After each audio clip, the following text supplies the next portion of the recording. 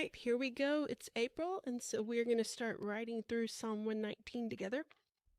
If you have the scripture writing journal that I made, then you'll notice at the top you had the actual Hebrew alphabet and the symbol, and then the verses that we're going to be writing through this week. So the first stanza is verses 1 through 8.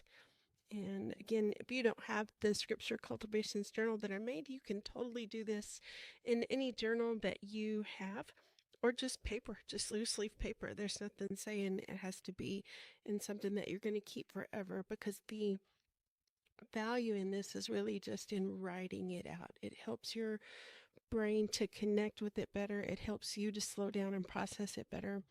So we're going to get started here. One thing I did want to share is the first time that I wrote through this, the entire Psalm 119, about this time last year, actually.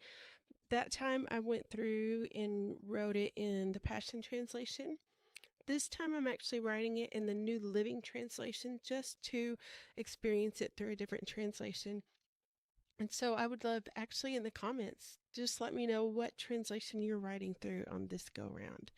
And if you're new to the Fig community and maybe you don't know a lot about Bible translations, then here's just a quick invitation to check out the 119 Bible Bootcamp video on understanding the different translations of the Bible.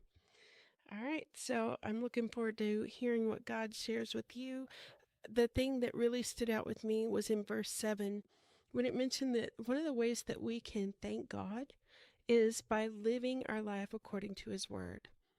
So that's what stood out to me this week. I'd love to hear what stood out with you.